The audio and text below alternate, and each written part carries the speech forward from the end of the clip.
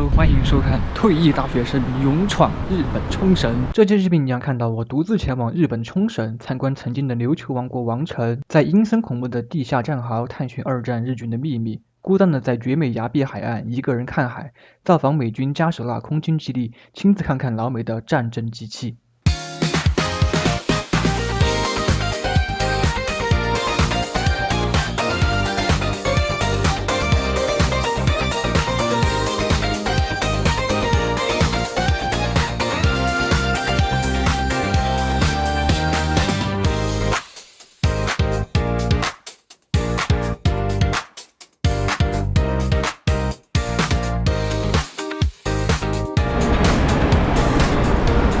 现在我就正式踏上冲绳或者说是琉球的土地。接下来我们去坐他们这边唯一的一个轨道交通，坐到我们的青旅区。我看到腊八市区20分钟，290日元，反正很便宜，很近。直接刷了西瓜卡，这里能用西瓜卡，太方便了。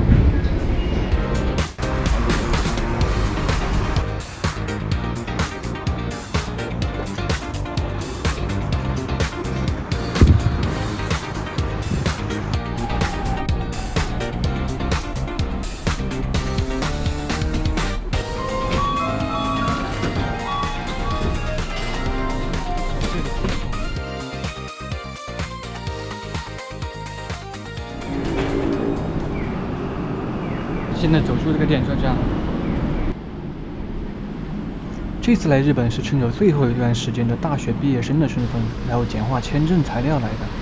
冲绳呢一直是我向往已久的目的地了，这次蹲到了800人民币往返的机票，于是毫不犹豫就来了。这里呢也如同日本其他地方一样，干净整洁，秩序井然。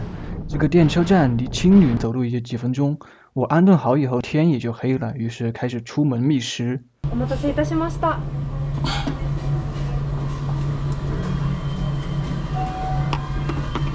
それでは失礼いたします。我们这种 I 人来日本的第一顿就得吃一了，先适应一下这个环境。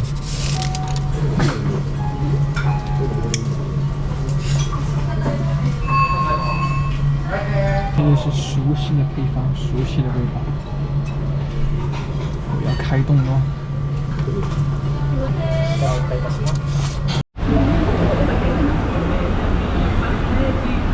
晚饭过后呢，就在冲绳腊八市区最热闹的商业街国际通来 City Walk 了。虽然冬季的冲绳呢很冷，但这里的游人是一点也不少。这里有很多有意思的礼品店。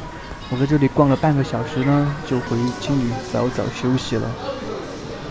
Day 2，今天来到了本次旅程的第一个景点首里城。这次旅行呢，我没有做任何的攻略，我都是当天才在网上搜今天要去哪里玩才过来，所以说呢，我对这些地方也是一无所知的。首里城公园入口。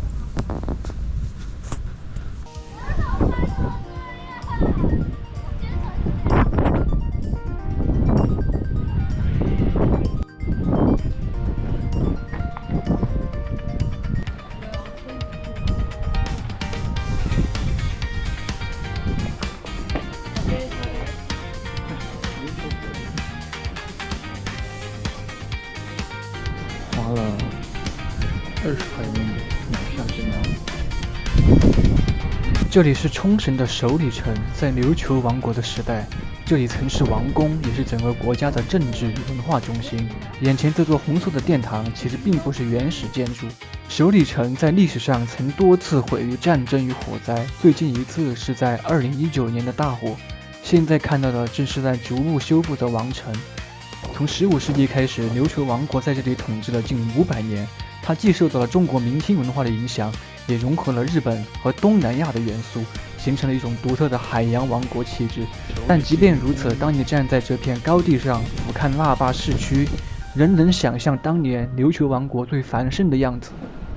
哦，这个地方就是曾经王的视角。就能看到以前的首里城。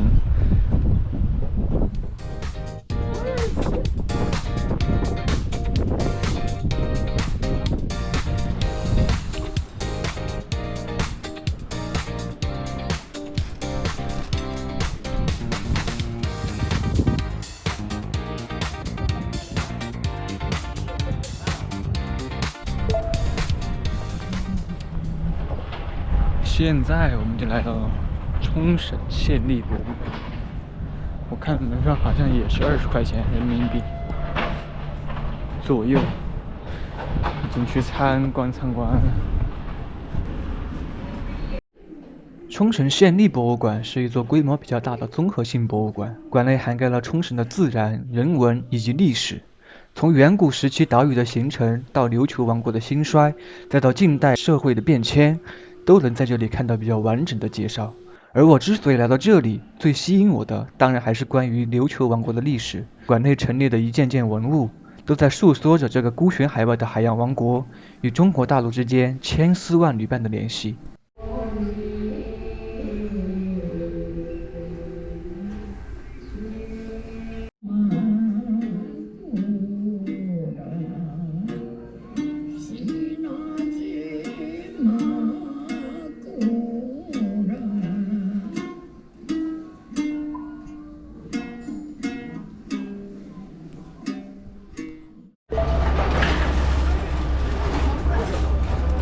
到了今天的第3个景点，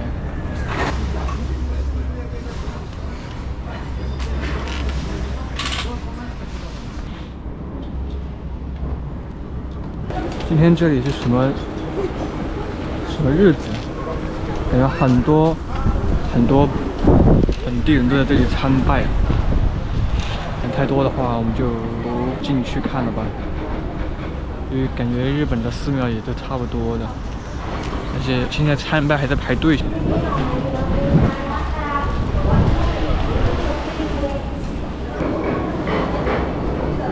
他们会把这里抽到的那个这个叫什么纸全部系在这里，有点意思。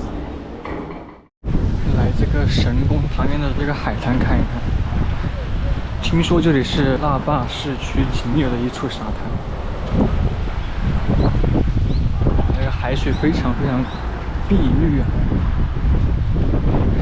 但是这几天的天气实在是太差了，风超级大，然后阳光也没有，只会出来一小会儿，然后马上就消失了。这几天都是阴天，本来来之前还说打算去浮潜的，这个天气下去怕是要冻死人了。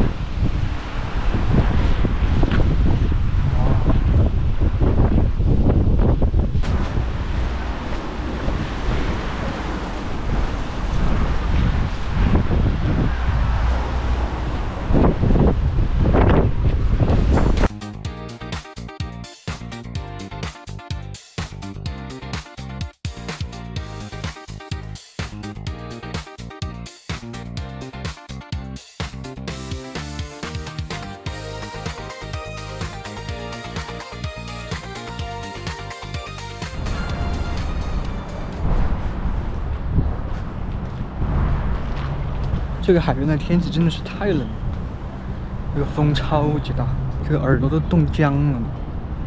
现在我打算去一个温泉店去泡一下汤，这是在来日本的第3次，还从来没在日本泡过汤，这次我去尝试一下。在日本泡温泉都是裸泡，那我去体验体验怎么样？泡温泉是肯定不能拍照的，手机都不能带进去，那我就去自己体验一下，到时候给你们说一说感觉怎么样。前2次来日本不泡汤，就是因为感觉裸泡还是有点膈应人，我们南方人根本不能对陌生人坦诚的相待。但是上一次我去了一趟韩国，去了一趟釜山，在那里也算是泡汤吧。上岸之前也是需要先去温泉里泡一下，韩国就也是裸泡的。自从那一次和很多韩国人一起坦诚的相见以后呢，我觉得裸泡这件事情还好，视觉冲击习惯个几分钟，你就觉得无所谓了，因为每个人长得都一样，没有什么特别的。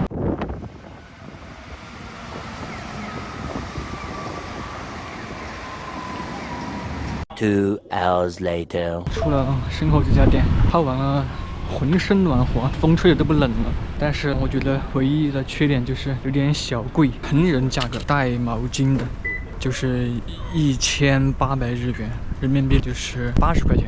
里面比我想象中要小一点，就有很多池子，各种按摩的池子，还有一个露天的池子，甚至还有一个电疗池。我进去的没有注意。我进去的时候，我说这个怎么有电？这个水里面麻我一下，吓了我跳了一下。因为里面很多都是老年人，没什么年轻人，中年人和老年人比较多，还是算一个比较不错的体验。好，大家好啊，又是新的一天。昨天喝了咖啡、茶、啤酒，都是在下午喝的，所以导致昨晚3点钟才睡，今天12点钟才起床。今天感觉起床就只剩半天了，今天就给自己放松放松，去周边的这个地方看一看。起来就随便找了一家餐厅来吃了一家冲绳本地的料理的拉面，味道还不错，汤底的味道非常像康师傅红烧牛肉面，里面配了很多我喜欢吃的豆芽，非常非常的棒，价格也很便宜，它分大中小碗，我那个中碗是950日元。现在呢，我正在奥武山公园，准备去这个公园最高处的神社看一看，然后呢，再去曾经的海军司令部战壕看一看。这就是今天的安排。总的来说，非常的悠闲。今天冲宫。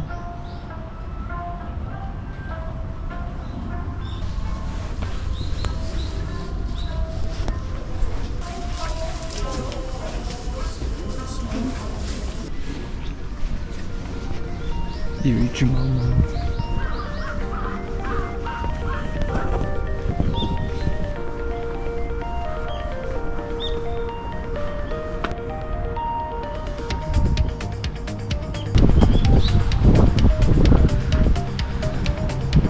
冲绳琉球，世界和平之母。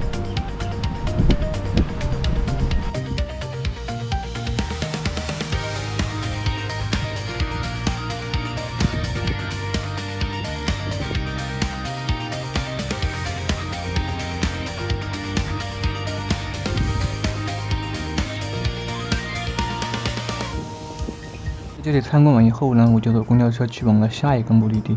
琉球的公交车非常有意思，你一上车，它就会先给你一张名叫整理券的东西，上面印着一个数字。当你下车的时候，你就在看前方屏幕上面印着的数字的相对的金额，然后来支付车费。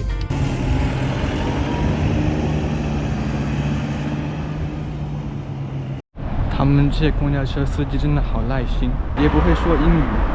但他猜到了我要去干嘛，我要去哪里了，然后下车还给我指路。你可以想象公交车司机给你指路，他得是有多闲，多有耐心。公交车上也没什么人，就零星的2-3个人。现在呢，我们就坐公交车到了这个海军战壕旧址。这个导航不带我走寻常路。海军战壕公园。怎么我一进来就这么阴森呀？天气都变阴了。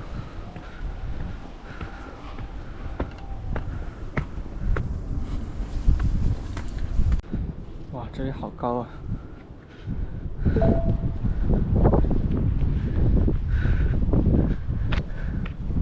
这整个市区绝对的制高点，怪不得是海军司令部。二战末期，冲绳成为美日之间最惨烈的战场之一。1945年4月，美军在这里登陆，试图为进攻日本本土建立前线基地，日军则依托岛上的山地与洞穴展开防御，双方陷入了长达3个月的消耗战。当美军踏上滩头，这里已经不再是一个岛屿，而是日本本土防线最后一道屏障。日军放弃海滩，退入地下壕道与山地之中，试图拖延时间。战斗从一开始就不再是争夺胜负，而是在不断被压缩的空间里挣扎。随着补给被切断，制空权与制海权彻底丧失，局势迅速失控。壕道里潮湿闷热，炮火昼夜不停，通讯逐渐中断，伤员不断增加，却没有药品，没有补给，也更没有撤退的可能。命令一层层传递下来，但能执行的人却越来越少。到了最后阶段，所有的防线已经不复存在，留下的只有零星的据点、破碎的指挥体系，以及一个无法改变的结局。有人冲出阵地，有人留在地下等待最后一刻，没有退路，也没有希望。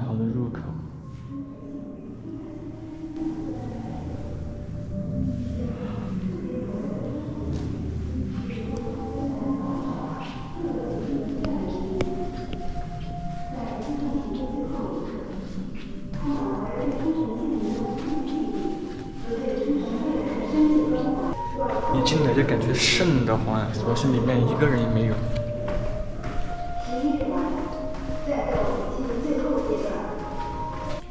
这是发报室。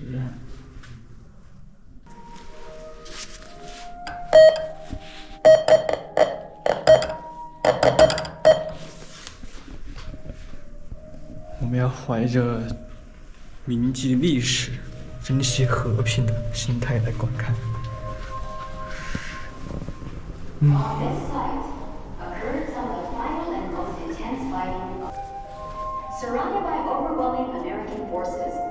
这里面其实非常非常大，只是部分地方开通了而已。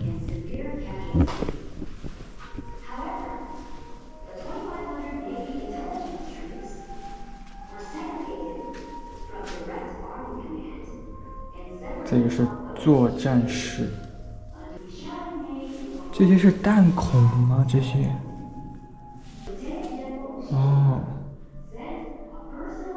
这个是手榴弹的弹片。司令官室。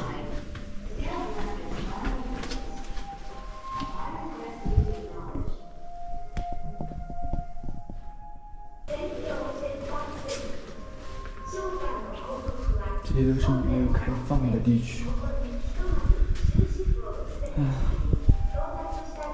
这里面伸手不见五指。这里面还在开发，还在挖掘，还在考古。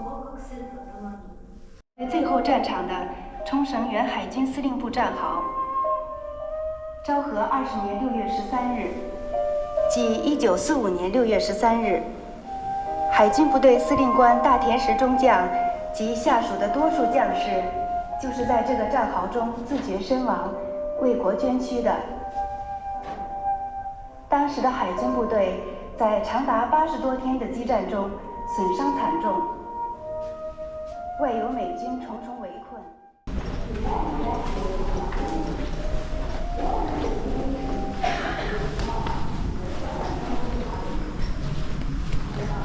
看完这些，真的是要珍惜和平，永远不要再有战争。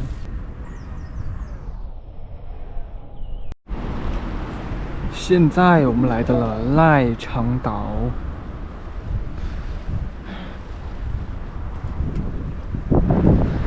现在是退潮时间。这个地方按理来说看样子很好赶海的样子，但这些日本人不赶海嘛。这是一座在机场旁边的美丽小岛，让我们来参观一下。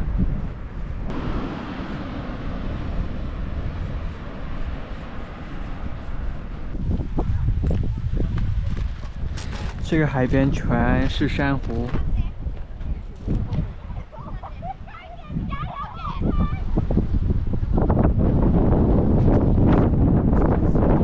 这个风是真的大呀，太大了。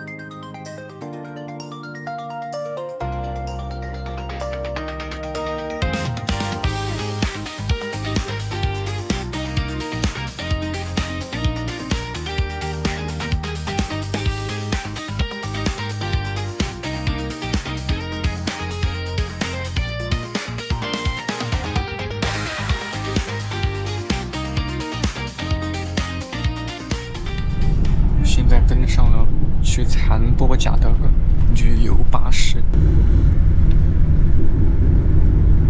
要坐1个多小时，花了我1600日元。这个冲绳其实是挺大的一个岛，盘波甲在冲绳岛的中部。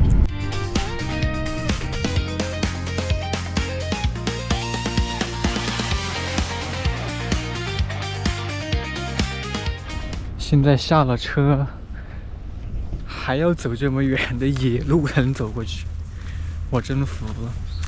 这个地方还是得有车来玩才行啊。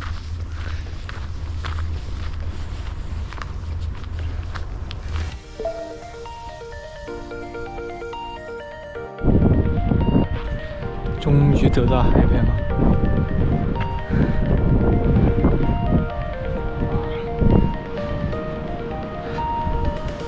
这就是太平洋吧。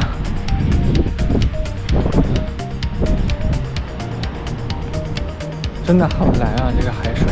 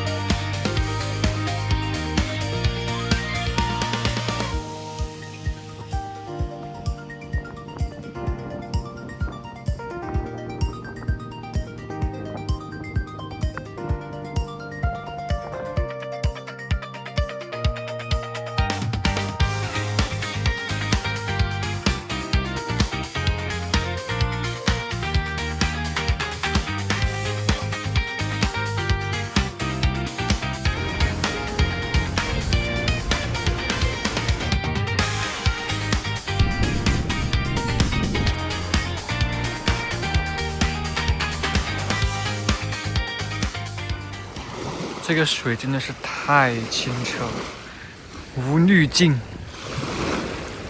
忍不住要踩一踩。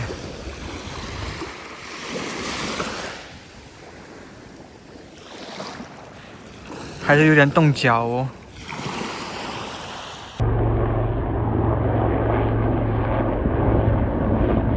现在我们就来到了加手纳空军基地旁边的一个展望台，在这里来看一看这些美军的飞机们。这边是这个展望台的地图，对面那个高墙泥巴里面就是美军的空军基地啊。现在我们进去看一看，这个就是加手纳空军基地的卫星俯视图。我们现在在这个地方，这里就有一个展望台，就可以看整个机场。展望台的3楼就是一个专门的一个介绍馆，就给你介绍加手纳这个地方的这些发展。这就是4楼露台。我们现在来的时间是星期五的下午4点。这个美军下班没有？还有任务要飞吗？今天？加手纳这边，它的常驻机型就只有这些。它是没有战斗机常驻在这里。今天看到最多的就是这个 P8，但是昨天我在腊坝机场那边，我看到了很多这个 F18，起码看到了7、8架，2架一组一组的编队起飞。那昨天是过饱眼瘾了，然后还看到了些许的 F16，但是呢，昨天那个时候正在泡温泉，是在最需要相机的时候，相机不在身边，而且连手机都不在。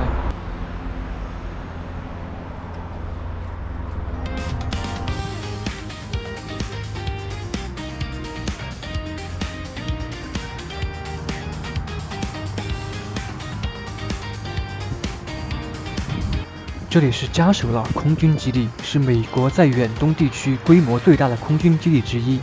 跑道延伸到视线尽头，战机不断起降。这里更像是一座封闭的城市，有自己的道路、设施和节奏。它始建于2战末期，并在战后长期由美军使用至今。在这里，你能清楚地感受到一件事：战争或许早已结束，但它留下的影响并没有真正消失。